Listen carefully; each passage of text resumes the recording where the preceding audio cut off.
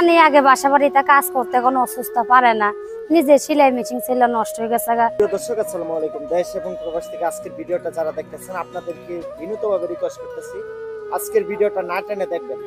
স্ক্রিনে যে বোনটিকে দেখতেছেন উনি কি কারণে মিডিয়ার সামনে আসছে সম্পূর্ণ বিষয়টা না টেনে দেখলে হয়তোবা আপনারা বুঝতে পারবেন। আসসালামু আলাইকুম আপু। ওয়ালাইকুম সালাম। আপুর নামটা কি? আমার নামটা সুমি। আপনার দেশের বাড়ি কোথায়? আমার দেশের বাড়ি শেরপুর।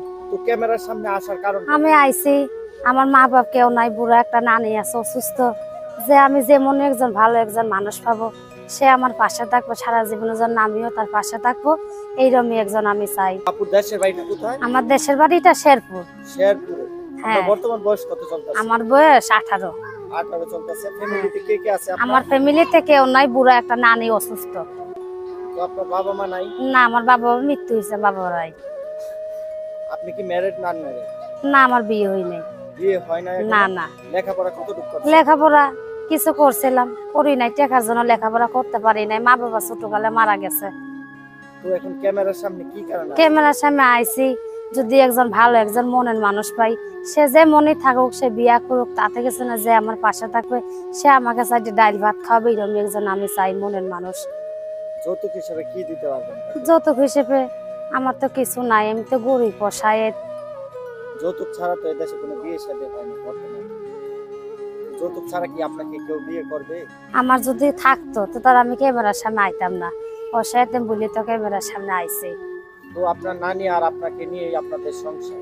হ্যাঁ, তো নানি কি কাজ করে আপনাদের জীবিকা নির্বাহ করেন? নানি আগে বাসা বাড়িতে কাজ করতে কোনো অসুস্থ পারে না, নিজে সেলাই মেশিন ছিল নষ্ট হয়ে গেছে, এখন নিজেই পরের বাসা কাজ করি এইভাবে। বর্তমান বয়স কত চলতেছে? আমার বর্তমান বয়স 18। 18 বছর। হ্যাঁ। তো লেখাপড়া করেন না? না, লেখাপড়া করি না। দেশের বাড়ি শেরপুরে? দেশের বাড়ি শেরপুর। আপনার নামটা কি? আমার নামটা সুমি। তো প্রিয় দর্শক আজকের ভিডিওটা যেখান থেকে দেখতেছেন আপনাদেরকে বিনীতভাবে রিকোয়েস্ট, ভাইরাল অমর টিভি ইউটিউব চ্যানেল এবং ফেসবুক পেজটা সাবস্ক্রাইব এবং ফলো করে আমাদের সাথেই থাকবেন। স্ক্রিনে যে আপুটাকে দেখতেছেন, যদি এই আপুটার দায়িত্ব কেউ নিতে চান তাহলে ওনার মুখে বলা নাম্বারে আপনারা যোগাযোগ করবেন। আচ্ছা আপু, আপনার নাম্বারটা কি আপনি বলতে পারবেন? না, আমি তো নাম ফাটা বলতে পারবো না। 01796518128। আমি আবারও বলতেছি 01796558128।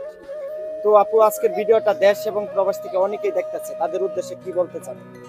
বলতে চাই, বললামই তো, যে আমার একদম ভালো একজন মানুষ পালে আমি তার পাশে সারা জীবন থাকবো, সে আমার পাশেও থাকবে, সে আমার কাছে ডাইল ভাত খাবে, এরকম একজন আমি মানুষ চাই। পয়সা দিতে তার মানুষের ভালোবাসা হয় না, টাকা পয়সা দিতে কিছু হয় না। এরকম তো অনেকেই তো মানুষ ফোন করলে অনেকেই তো মানুষের ফোন দেবে, টাকা পয়সা দিয়ে ভালোবাসা হয় না। যে আমার পাশে থাকবে তাকেই আমি চাই, যে আমার ভালোবাসা আদর ভালোবাসা দেবে, এটাই তো। এইরকম একজন চাই। যদি ম্যারিড হয়, 2-3টা বাচ্চা থাকে, তাহলে বিয়ে বসবেন?